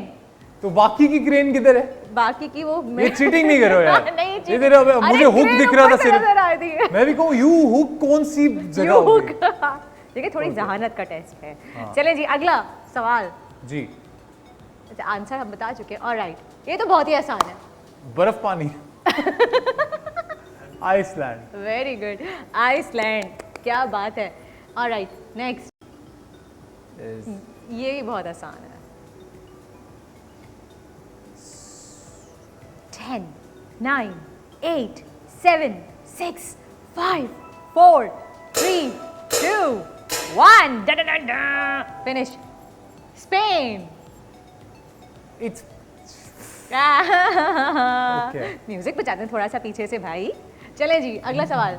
Okay, O plus अगर मैं बता दूंगी नाम तो आपको आंसर आ जाएगा। ओ प्लस क्या है ये? मैं वही तो कह रही हूँ, मैं नाम बता दूंगी अगर आपको तो। नहीं मतलब इस बंदे का कोई नाम है? ये साहब है, ये कोई साहब हैं और ओ के साथ इनका नाम है, जो कि कंट्री का नाम है। 10 9 8 सुबह 7 सुबह इतना दिमाग चलाना 6 पड़ेगा मुझे। 5 4 3 2 1। वो मैन है ना, तब मैन को हम मान ये कर मैन लेते है? हैं। तो कौन है? अगर ऐसा मैन होता है ना तो कहाँ से मैन है ये? यार इमोजी में तो हमें यही मिलेगा ना, अब हम कहाँ से इतना हैंडसम तो बात है, मुंह पे उसके अल्लाह माफ करे पित निकली हुई है तो शेव है खैर, उसकी आजकल चलें, चलें, की। छोड़ें। ऑलराइट, चलें अगला सवाल जी।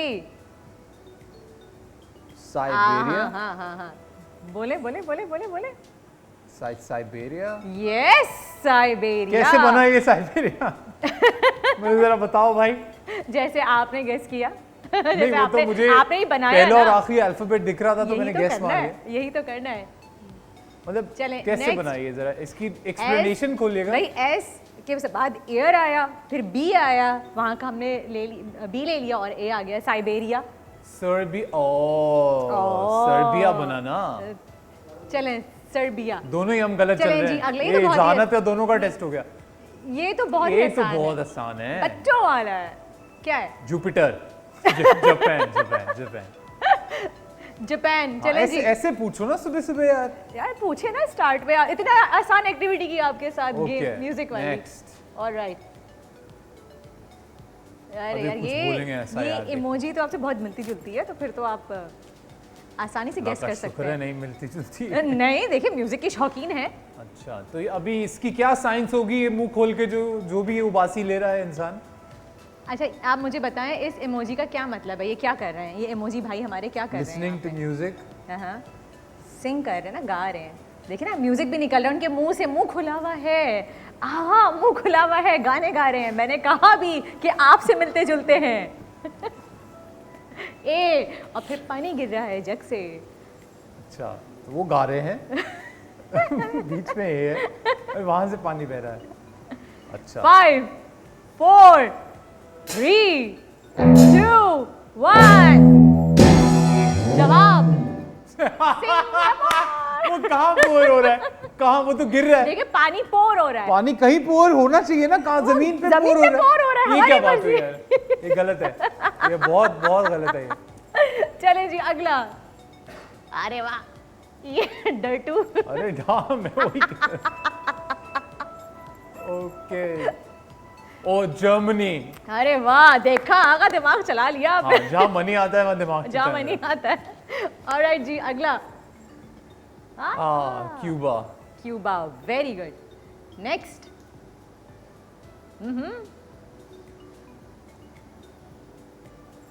जल्दी से, ये भी फ्रांस। आसान है। Very good, France.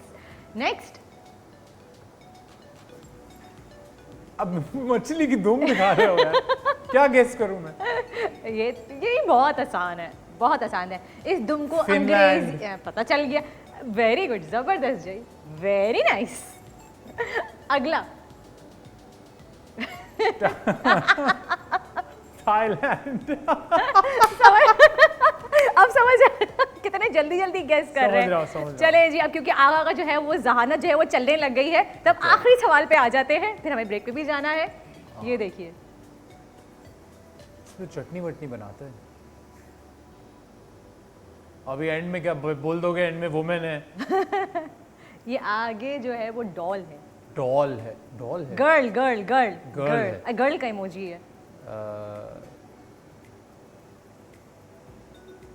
सबसे पहला पॉट है, फिर यू है और फिर गर्ल है।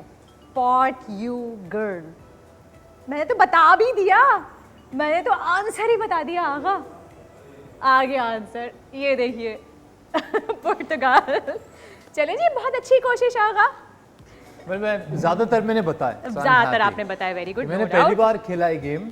ये इंटरेस्टिंग गेम है। डिफरेंट है, हमें पता है माशाल्लाह से। cheating करती है कभी-कभी। आगा, आप काफी ज़हीन है, हमें आपकी जहानत पर पूरा भरोसा था, इसलिए हमने ये गेम निकाला। Thank you, very happy. अच्छा जल्दी से मुझे एक सवाल का जवाब दीजिए। चाइनीज अपनी ये वाली उंगली क्यों नहीं इस्तेमाल करते? ये कॉमन सेंस का सवाल है। क्विकली क्विकली ब्रेक, वो मेरे कान में चीख रहे हैं ब्रेक चाइनीज ब्रेक। अपनी ये वाली उंगली क्यों इस्तेमाल नहीं करते? हाँ हाँ सोचे सोचे, आप लोग भी सोचिए कि चाइनीज अपनी ये वाली उंगली क्यों इस्तेमाल नहीं करते। ब्रेक के बाद जवाब करते हैं, देंगे। मैंने देखा है उनको फोन पे डायल करते मिलते हैं हुए। आपसे ब्रेक के बाद। नहीं सोचिए सोचिए।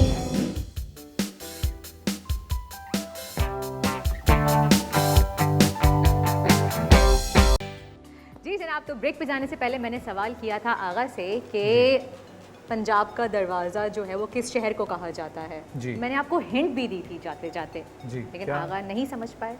क्या हिंट थी वो? दोबारा से दूं? हाँ आगा अच्छा ऑप्शन दे दो, 3 ऑप्शन दे दो जल्दी ऑप्शन कैसे दूं? आप अटक गए थे तो मैंने ब्रेक ले लिया था, अब ब्रेक से वापस आई हूँ, अब भी आपको याद नहीं आ रहा, अब मैं फिर कह रही हूँ। अटक अटक ये बात। वेरी गुड, चले जी, चिकन आपकी हुई। चल शुक्र है यार। अगला सवाल, वो कौन सी फैक्ट्री है जिसमें 32 मजदूर और एक औरत काम करती ये है? मुझे आता है। अच्छा, ये पता है किस ये इंग्रेडिएंट है- के लिए है ये? ये हमारा मुंह। वेरी गुड, कौन सा इंग्रेडिएंट लेना चाहेंगे? केला? नहीं, मैं पूछ रही हूँ। केला, हाँ, if somebody wants to have milkshake with the sandwich तो वो केला जरूर यूज कर नहीं, अभी आप सकते हैं। सैंडविच बनाएंगे और अभी कौन सा इंग्रेडिएंट चाहिए? जल्दी से, क्विक चीज। खीरा, चीज, ऑलराइट, चीज। चलें जी, आपने सवाल का सही जवाब दिया, चीज आपकी हुई। और अगला सवाल, जी। वो कौन सा परिंदा है जो अपने कानों से देखता है? वो बहुत खतरनाक वाला। कौन सा वाला? Batman. Batman. Batman. Bat bat. Very good, जवाब बिल्कुल दुरुस्त है। तो अब कौन सा इंग्रेडिएंट चाहिए आपको इसके बदले? बस सब मेरा है अभी। नहीं नहीं, एक इंग्रेडिएंट को ही ले सकते हैं आप। अच्छा, मैं I'll have Mayo, ketchup। Ketchup, ये रहा केचप। चलें जी, केचप भी आप ले सकते हैं। अच्छा जी, अगला सवाल, वो आप बना लीजिए, केचप ले लीजिए, फिर मैं सवाल करती जी, हूँ। एक तो मैं मुझे डर लग रहा ketchup है आ कि गया दोबारा मेरे ब्रेक पास। ना आ जाए। जी नहीं, अब टाइम ही नहीं है हमारे पास ब्रेक का। अच्छा, और ये हमारा आखिरी सेगमेंट है आगा, तो Okay. क्विक क्विक सवाल करूंगी मैं जी, आपसे। बिल्कुल करें। केचप मिल गया, चीज हो गई, चिकन हो गई, बन सैलेड गया। हो गया, यहाँ बन पे गया। जितना सामान नहीं, पड़ा है नहीं, अभी जिसमें दो जो सवाल। सैंडविच में यूज हो सकता है वो तो बन गया। नहीं, 2 सवाल और क्या चाहिए आपको? ये खीरा। चाहिए मुझे। खीरे के लिए सवाल तो करने दें मुझे। मुझे पता है, मुझे आता होगा ठीक। जवाब, फिर मैं रुक जाता हूँ। चलें, अच्छा सही है, ठीक जी। है। अगला सवाल आपका ये है जी। कि वो कौन सी फैक्ट्री है जहाँ पे प्रोडक्ट बनाने वाली फैक्ट्री, जहाँ पे हर प्रोडक्ट जो है वो सही बनता है? ऐसी कौन सी प्रोडक्ट बनाने वाली फैक्ट्री है जहाँ पे हर प्रोडक्ट सही बनता है? टिक टिक 1, सही प्रोडक्ट की फैक्ट्री। टिक टिक 2, नाम बताइए फैक्ट्री का। 3, 4, सही फैक्ट्री। 5, no, satisfactory. और अब खीरे की जगह आप लेंगे अमरूद। टटड़ा। मैं नहीं डाल रहा इसमें अमरूद। नहीं, आप बिल्कुल हारे भी, हैं, क्योंकि आप मैं अमरूद चाहता हूँ डालेंगे। कि कोई इसे वाकई खाए। खा ले। और, आप खाएंगे? अमरूद खाने की चीज नहीं मैं होती। बहुत माजरत चाहता हूँ, इसमें चिकन में अमरूद। हम देख आय हाय, आय हाय, आहा। और नाजरीन, ये आगा ने जो है वो साजिश की है, सारे इंग्रेडिएंट खुद डाल लिए और अपनी मर्जी का ये सैंडविच देखिए, उन्होंने तैयार बहुत सारी किया। तालियां मेरे लिए। और चले। फिर भी आप कोई सवाल पूछना चाहती है तो प्लीज मैं पूछें। ऐसे ही सवाल करूंगी क्योंकि जिनका मेरा जवाब- तो हो गया। अब तो सैंडविच बन गया, अब मैं क्या करूं? मेरा तो हो गया। चले आगा, बहुत बहुत शुक्रिया आपका। It's pleasure to have you here on my Thanks show. so much. और मैंने बहुत एंजॉय किया। I hope thank you so आपको मच, भी आई मजा आया एंजॉयड होगा लॉट। हमारे थैंक सो show में। मच, आपने बुलाया। आप बहुत ही बेहतरीन होस्ट है you so माशाल्लाह। much. You have such flow, I am very very impressed. So kind also of you. Thank so Thank you much, so much. आप लोगों का बहुत बहुत शुक्रिया। और आप जाते नहीं जाते- होते तो कैसे मजा आता हमें। और जाते जाते कुछ कहना चाहेंगे अपने फैंस से? मैं बस यही कहना चाहूँगा कि लाइफ में अगर कोई भी ख्वाब देखा है तो trust me, it's possible. Life में इम्पॉसिबल कुछ भी नहीं है।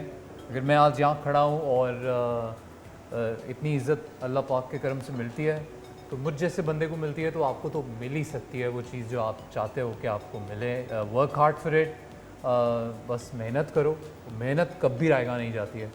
So just be good at what you do, अपने एम्स को हासिल करो एंड गो फॉर इट। ये और हमारी दुआ है आगा हमेशा आप ऐसे ही जो है हमेशा जगमगाते रहें, कामयाबियाँ आपके Thanks so Kadam much. चूमें Thank you. और आप मज़ीद तरक्की करें इंशाल्लाह ताला। और आपका अगले आने वाला जो प्रोजेक्ट है वो जी। सुपर डुपर हिट हो जाए थैंक सो इंशाल्लाह मच। ताला। सब फैंस जो जानना चाहते थे कि अगला ड्रामा कौन सा है, तो मैं इंस्टाग्राम पे भी इन 2 days मैं अनाउंस करूँगा। सो इंशाल्लाह तभी। इंशाल्लाह। तो अब जाते जाते कुछ गुनगुना दें हमारे लिए। फिर कुछ गुनगुना दें। नहीं, हम सुन रहे हैं, फिर घर जाके तो आपको मौका नहीं Okay, मिलेगा। हमारा अभी हमारा पेट ही नहीं भरा। एक मैं तभी थोड़ा छोटा था तब का गाना है और थोड़ा स्लो सा गाना है, लेकिन बड़ा मुझे पसंद था। जवाद अहमद साहब का गाना है, सुना होगा आप लोगों ने। गाना है बिन तेरे क्या है जीना, बिन तेरे क्या है जीना, मेरे दिल की रानी तू, मेरी खुशियों का मौसम, मेरे ख्वाबों की ताबीर, मेरे सपनों की तस्वीर, बिन तेरे कैसी यार वो जीत हो या हार, तेरे संग है सब कुछ, तू ना हो तो बेकार, बिन तेरे क्या है जीना, बिन तेरे क्या है जीना, बिन तेरे क्या है जीना।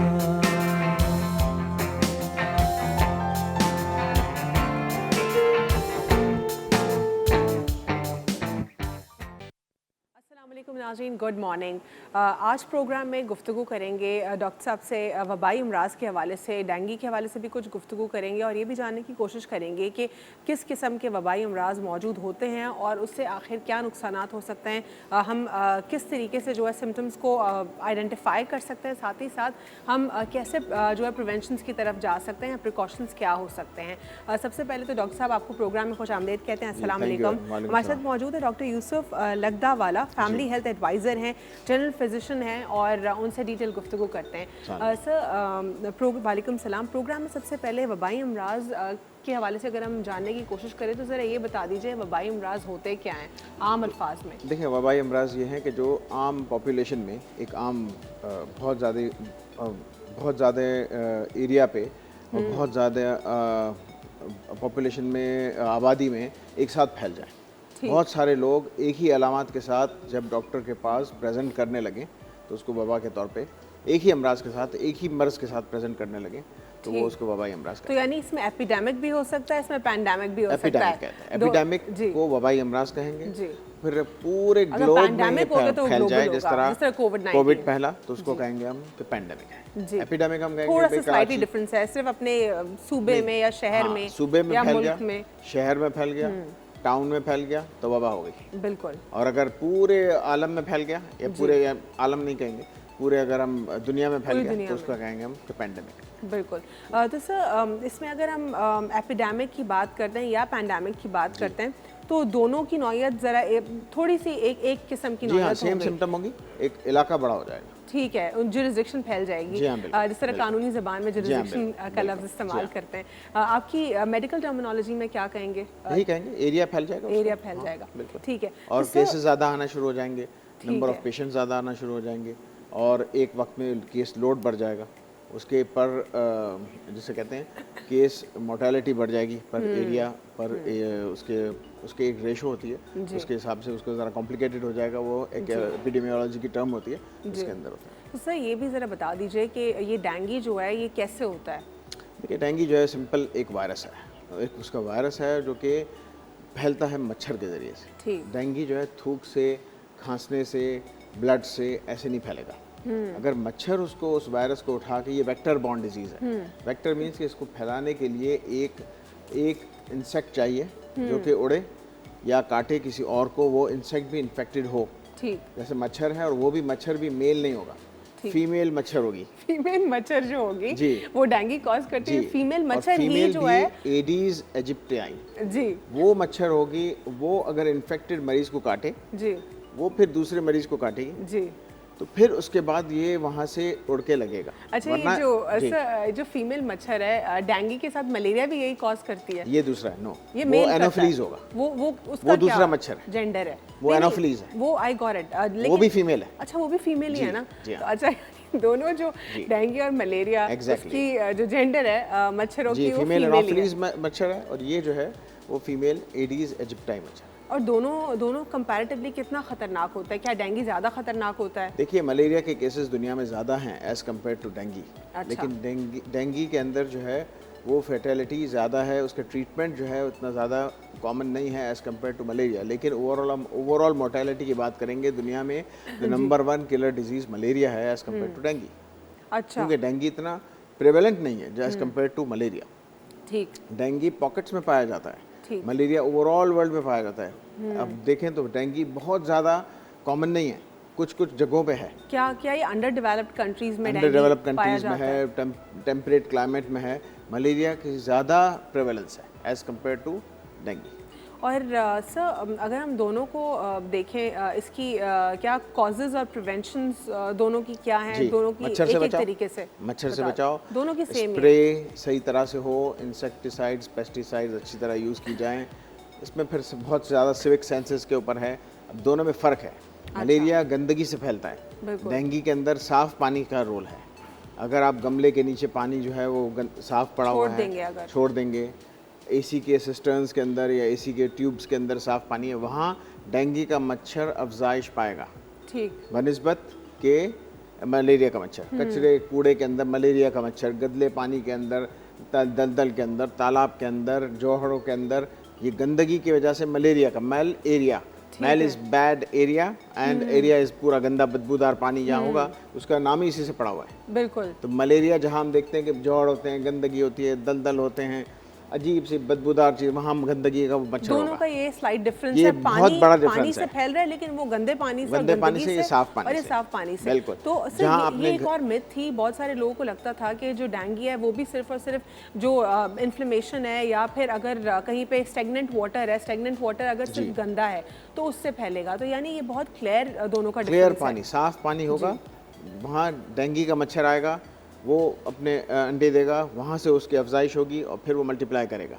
और जहाँ गंदा पानी होगा, जहाँ छोटे छोटे पॉकेट्स होंगे, इवन के अगर डेंगू का मच्छर के लिए अगर पत्ते के नीचे पानी जमा होगा तो वहाँ के वो अंडे दे देगा। तो सर लाहौर में कंपैरेटिवली इसलिए ज़्यादा केसेस हैं क्योंकि हरियाली ज़्यादा है, कैनाल्स है, पानी ज़्यादा है, टायरों का बिजनेस कुछ वहाँ ज़्यादा हुआ, वहाँ बैंकॉक से टायर आए, वहाँ से डेंगू का मच्छर आ गया और उसके अंदर वहाँ से वो जो, क्योंकि बैंकॉक एरिया ऐसा है, थाईलैंड का एरिया टेम्परेट जोन है, वहाँ से वो मच्छर एरोप्लेन के ज़रिए से अब ग्लोबलाइजेशन ऑफ द वर्ल्ड हो गया, तो वहाँ से वो सारी इंपोर्ट हो गया और चीज़ इस तरह हुआ। ठीक है सर, बहुत सारी मिथ्स होती हैं, हर बीमारी के साथ एसोसिएटेड होती हैं। डेंगू के हवाले से भी कुछ लोगों के परसेप्शंस हैं जो उन्होंने क्रिएट किए हैं। वो ये समझते हैं कि फॉर इंस्टेंस अगर कोई बंदा जो कि इन्फेक्टेड है डेंगू से और उसको कोई और मच्छर आके काट जाए, फीमेल ही हो बेशक, लेकिन वो इन्फेक्टेड मच्छर ना हो, वो आकर जब उसने उसको काटा तो अब वो उस बंदे से उल्टा इन्फेक्ट हो गया और अब दूसरी जगह जब जा रहा है तो वो उसको इन्फेक्ट अगर वो फीमेल एडीज इजिप्टाई मच्छर होगा जी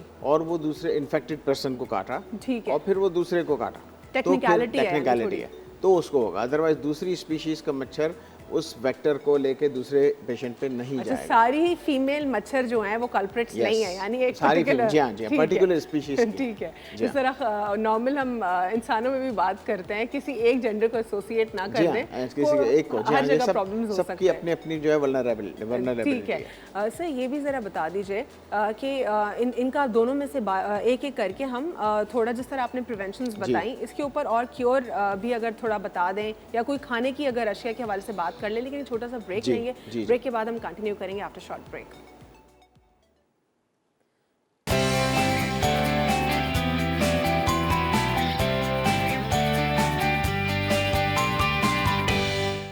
welcome back after short break. नाज़रीन, ब्रेक में हम लोग कुछ सियासी गुफ्तगू कर रहे थे और पॉलिटिकल पार्टी का नाम नहीं लूँगी और ना ही ज़्यादा कुछ बात करूँगी उस हवाले से, लेकिन डॉक्टर साहब से मेरी बात हो रही थी कि किस तरीके से पॉलिटिकल पार्टीज़ अपने टॉल क्लेम्स करती हैं और उसके बाद आवाम को क्या डिलीवर करती हैं और बदमाशी भी कर रही हैं, माफिया भी बनी हुई हैं, लोगों से उनकी हक हलाल की कमाई भी छीन रही हैं और अपने आप को कहती हैं कि हम तो जमहूरियत जो है हमसे ही है और पता नहीं क्या क्या उनके टॉल क्लेम्स। अनफॉर्चुनेटली हम जिस माहौल में रह रहे हैं यहाँ पे एक पढ़ा लिखा शख्स भी जो है उनके आगे हिम्मत नहीं कर रहा होता है कुछ बोलने की, क्योंकि सबको मालूम है कि इतना ज़्यादा सिस्टम को उन्होंने कंट्रोल किया हुआ है कि हम लोग इंस्टीट्यूशनल सिस्टम अगर हम अपना देखें वो इतना बर्बाद और तबाह हो चुका है कि उस पर हम उसको करेक्ट करने के, रेक्टिफाई करने की कोशिश भी नहीं करना चाहते हैं अनफॉर्चुनेटली। सो दोबारा अपने मौजू के ऊपर आते हैं और बात करते हैं वबाई अमराज के हवाले से। डेंगू को भी आपने बहुत अच्छे से एक्सप्लेन किया, मलेरिया को भी आपने एक्सप्लेन किया, हमने कुछ प्रिवेंशन की भी बात की कि सबसे बेहतरीन जो प्रिवेंशन है आप मॉस्किटो रेपेलेंट लगाएं, जो आपके जो स्प्रेज हैं वो करें, मच्छरों से जो आपको लग रहा है कि जो टाइम पीरियड है उससे बचें, दरवाजे बंद रख लें, गंदा पानी या साफ पानी कहीं पे स्टेगनेंट ना होने दें, ये सारी प्रिवेंशंस हैं। अब क्योर की तरफ आ जाते हैं। दूसरी प्रिवेंशन एक और बताऊं कि सुबह के टाइम पे और मगरिब के टाइम पे ये डेंगू का मच्छर 2 टाइम फीड करता है, ठीक है, और 100 मीटर्स का इसका एरिया है जहाँ पे घूमता फिरता है और खाने के लिए निकलता है। अच्छा, या निकलती है, ठीक है। आप देखते हैं कि शेरनी शिकार करती है और फिर शेर आता है खाने के लिए, इसी तरह ये भी मच्छर निकलती है और हर जगह 100 मीटर्स के अंदर इसका फ्लाइंग एरिया है। तो आप इसके अंदर लॉन्ग स्लीव्स, लॉन्ग आस्तीन ज़रूर पहने इस ड्यूरिंग द नवंबर दिसंबर या इसका जो सितंबर अक्टूबर का एरिया जो टाइम पीरियड है, वेदर जो मंथ्स हैं उसके अंदर। जी सर, एग्जैक्टली मैं ये सवाल भी करने लगी थी, मंथ जरा आइडेंटिफाई कर दे कौन तो कौन बस से महीने होते हैं। जैसे ही मानसून खत्म होगा उसके बाद इसका एरिया शुरू होगा टिल विंटर आएगा, विंटर में ये खत्म हो जाता है। अच्छा, ठीक है ना। तो जब ये अब हमारे यहाँ क्योंकि विंटर वैसे ही शॉर्ट रह गया है तो ये ज़्यादा टाइम चलता है, इसीलिए आप कोशिश करें कि सितंबर से लेकर दिसंबर तक, जब तक अच्छा विंटर नहीं आ जाता, जब तक, तो वैसे ही फिर लॉन्ग स्लीव्स पहनने ही आपको, बिल्कुल। तो लॉन्ग स्लीव्स पहने और अपने स्पेशली सुबह को 1-2 घंटे तक और फिर शाम को ज़रूर फ्रॉम 5 बजे से लेकर 7 बजे तक, तो ये ज़रूर आप लॉन्ग आस्तीन के ये पहने। इसको आप एक्सरसाइज करने निकलते हैं या आप वॉक करने निकलते हैं तो आप टी शर्ट पहने। वॉक के लिए लोग ब्लैक टी शर्ट पहन के चले जाएंगे, ब्लैक टी शर्ट पहनते हैं तो एटलीस्ट आप फुल स्लीव्स पहने और उसके ऊपर मॉस्किटो रिपेलेंट लगाएं, कुछ आप स्प्रे लगाएं ऐसे एंटी रिपेलेंट। लेकिन ब्लैक को अवॉइड कर लेना, ब्लैक को तो देखते ही सारे आ जाते हैं, मच्छर आ जाते हैं, तो आप कोशिश करें कि आप लाइट कलर्स के पहने, ठीक है। तो ये बहुत ज़रूरी है। और कानों के ऊपर भी रिपेलेंट ज़रूर लगाएं। हम समझते हैं कि हाथ पैर लगा लिए तो कुछ हो गया, और ये ऊपर का हेड हमने खुला रखा हुआ है तो मॉस्किटो को तो ब्लड चाहिए, कहीं से भी सक करेगा, कहीं पे भी आ जाएगा, स्कैल्प के ऊपर भी आ जाएगा, ठीक है। तो इसकी वजह से आपको ज़रूर वो सब एरिया को कवर करना है, और एक बाइट भी उसके लिए तो काफ़ी है। वायरस इंजेक्ट करने के लिए वायरस तो अपनी फॉरेन कॉपीज़ बनाएगा, ठीक है। तो ये बहुत ज़रूरी है। दूसरा काम ये करना है कि अपनी इम्यूनिटी को स्ट्रॉन्ग करना है, क्योंकि फ़ौरन ये नहीं होता कि हर एक को जाके आपको फ़ौरन आपको डेंगू हो जाए। बिल्कुल। तो आपकी अपनी इम्यूनिटी भी है, अगर कोई वायरस गया, आपकी इम्यूनिटी स्ट्रॉन्ग है तो वायरस को वो मार देगी, ठीक है। यानी ये चांसेस होते हैं, अगर इम्यूनिटी स्ट्रॉन्ग है तो आपका वायरस से अंदर इम्यून सिस्टम लड़ेगा, उसको खत्म करेगा। तो वायरस को, तो इम्यूनिटी स्ट्रॉन्ग करने का तरीका नंबर 1 क्या है? आपका वॉक, जो आप रोज़ाना कर रहे हैं। नंबर 2 विटामिन सी, जो कि आप फूड से ले सकते हैं। और अल्लाह मियाँ ने क्या किया, इसी दौरान में आपके पास सबसे अच्छी मौसम भी भेज दिए, अमरूद भेज दिए, विटामिन सी रिच फूड्स। तीसरा आपके पास जो है वो कैप्सिकम भेज दिया, शिमला मिर्चें, ठीक है। ये सारे अमरूद और कैप्सिकम, जी हाँ बिल्कुल, स्ट्रॉबेरीज हैं, ठीक है। अब ये 3 जो मैंने पहले बताए ये तो बड़े सस्ते हैं। लोगों को सिर्फ सिट्रस, अगर बात करते हैं सिट्रस फ्रूट उनके ज़हन में होता है, आलमंड्स हैं, वॉलनट्स हैं, ये सब चीज़ आप किसी भी मिकदार में ले सकते हैं, उससे आपकी इम्यूनिटी बढ़ेगी। प्रॉपर स्लीप, ज़्यादा पानी, और कम मिकदार में या एडुकेट क्वांटिटी में आप चाय, ग्रीन टी का इस्तेमाल विद लेमन लेंगे तो वो भी बड़ा अच्छा है। और सर पपाया का कहते हैं, वो किस चीज़ के लिए अच्छा होता है? डेंगू, पपाया जो है आपका डेंगू के लिए हम कहते हैं कि पपाया जूस एक्सट्रैक्ट के ऊपर, अब इसके ऊपर पेपर्स भी लिखे हुए हैं, जिसको डेंगू हो जाए तो वो papaya leaf extract in a small quantity 5 ml कहते हैं उसको, सुबह शाम अगर लेते हैं तो उससे प्लेटलेट लेवल्स इंक्रीज होना शुरू हो जाते हैं। बिल्कुल सर, मैंने एक मायो क्लिनिक का रिसर्च पेपर भी पढ़ा था, उसमें भी मेंशन था, और बहुत सारी इंटरनेशनल पब्लिकेशंस में मेंशन था ही कि जब आप पपाया लीफ जूस बनाते हैं और पीते हैं, क्योंकि वो बहुत ज़्यादा कड़वा होता है, लोग अनफॉर्चुनेटली उसकी तरफ जाने की कोशिश नहीं करते। नहीं, इसमें हनी मिक्स करें सर, हनी से और गंदा हो जाता है, ऐसे कड़वा फिर पी ले, थोड़ी देर बाद बर्दाश्त यू कैन डू इट, आप उसको पहले सॉलो करें और फिर उसके बाद हनी ले लें, लेकिन बच्चे नहीं पी सकते वो, या बहुत से लोगों को वॉमिट होती है। जूस में भी डाल देते हैं उसको, जस्ट उसका एक्सट्रैक्ट लें, पूरा ग्लास बनाने की जरूरत नहीं है। यहाँ पे किसी ने शुरू किया था पहले कि पूरा ग्लास बना के देते थे, इसकी कोई ज़रूरत नहीं है। इसको कंसनट्रेटेड एक्सट्रैक्ट लें। अब कुछ कैप्सूल्स भी आ गई, कुछ सिरप्स भी आ गए, उसको थोड़ा सा हनी में लगाएं तो कोई मसला नहीं होता। ठीक सर, ये जो क्लॉटिंग होती है ब्लड की, ब्लड की क्लॉटिंग नहीं तब नहीं होती, इसमें ब्लीडिंग होती है। नहीं सर, जैसे फॉर इंस्टेंस अगर कोई जगह जख्मी हो जाए और अगर आपको डेंगू हुआ हुआ है तो उसकी क्लॉटिंग जल्दी नहीं होती। जी, इसमें ब्लीडिंग होती है। अगर प्लेटलेट लेवल्स आपके बहुत ज़्यादा कम हैं तो, अगर प्लेटलेट लेवल्स नॉर्मल है तो कुछ नहीं होता। इसमें बहुत ज़्यादा लोग डरते हैं, बहुत भी गिर जाते हैं, इसमें बहुत लोग डरते हैं कि भाई प्लेटलेट, अगर आपके प्लेटलेट पहले नॉर्मल लेवल देखें 1,50,000 पर माइक्रोलीटर से लेकर होने चाहिए 3,50,000 तक। अगर उससे कम होंगे तो थोड़े थोड़े कम होते शुरू होते हैं, टिल 50,000 एंड बिलो आते हैं तो फिर हमारे कान खड़े होते हैं, हाँ यार कुछ है। वरना आपका बॉडी खुद ब खुद उसको रिकवर करना शुरू कर देती है। गिरने से आपकी जो इम्यूनिटी है वो भी और बिल्कुल नीचे चली जाती है, वीकनेस होती है, फटीग होती है, लेथार्जी होती है, अच्छा महसूस नहीं करते आप, सांस फूलना शुरू होता है, आपको ये सब प्रॉब्लम्स होते हैं, क्योंकि प्लेटलेट्स के और भी बहुत सारे फंक्शन है बॉडी के अंदर। तो आप उसका बेस्ट तरीका ये है कि अपनी इम्यूनिटी को स्ट्रॉन्ग करें। रेस्ट बहुत ज़रूरी है। ये नहीं कि बुखार उतर गया तो आप घूमने फिरने शॉपिंग करने निकल गए, तो वापस से रिकवर आपको बहुत ज़्यादा रिलैप्स होगा, फैटिग होगी, प्लेटलेट्स गिरेंगे, ब्लीडिंग के चांस होंगे और फिर डेंगू शॉक सिंड्रोम में जाने की या और कॉम्प्लिकेशन होने की होगी, फिर पॉइंट ऑफ नो रिटर्न पे चले जाएंगे। सर कैंसर की अगर हम बात करते हैं तो क्या कैंसर में भी प्लेटलेट्स का लेवल गिरता है? वो दूसरी वजह होती है, वो आफ्टर कीमोथेरेपी होता है। वो आफ्टर कीमोथेरेपी होता है, क्योंकि कुछ पेशेंट्स की कैंसर मैं खुद रेकमेंडेशन जो है वो कैंसर खुद प्लेटलेट्स नहीं गिराता, वो कीमोथेरेपी के बाद होता है। वो उसकी अच्छा। मेडिसिन होती हैं जो कि तमाम सेल्स को जब किल करती हैं तो फिर प्लेटलेट्स गिरते हैं। ठीक, तो क्योंकि मैं कुछ पेशेंट्स के रिव्यूज़ देख रही थी, उन्होंने भी ये कहा कि जब वो कैंसर सर्वाइवर्स थे लेकिन उसके बाद उन्होंने उसको किस तरीके से ख़त्म किया, चीज़ें वो बता रहे थे अपनी, तो उसमें उन्होंने पपाया लीव्स का भी बताया कि बहुत फ्रीक्वेंटली उन्होंने वो ले उसको सकते हैं पिया, क्योंकि जब लाइफ का रूटीन बना लिया उसको। जब कीमोथेरेपी के असरात बॉडी पे होते हैं तो उसके साथ साथ जो है वो असरात ख़त्म करने के लिए फिर पपाया लीव्स हैं, वाइटामिन हैं, न्यूट्रिएंट्स हैं, नरिशमेंट है, उससे फिर ठीक होता है। ठीक सर, इसके अलावा कोई और ऐसी वबाई अमराज इस वक्त हैं आपको लगता है कराची में या फिर पूरे पाकिस्तान में? देखिए कराची में सबसे ज़्यादा प्रॉब्लम जो है वो है गंदे पानी का, जो कि बहुत प्रॉब्लम है। मैं समझता हूँ कि कराची में हर वक्त एक वबा फैली हुई है, वो है टाइफाइड। बिल्कुल, टाइफाइड हर घर में हर वक्त किसी भी वक्त या किसी भी इलाके में पॉकेट्स में कराची में प्रॉब्लम है ही है।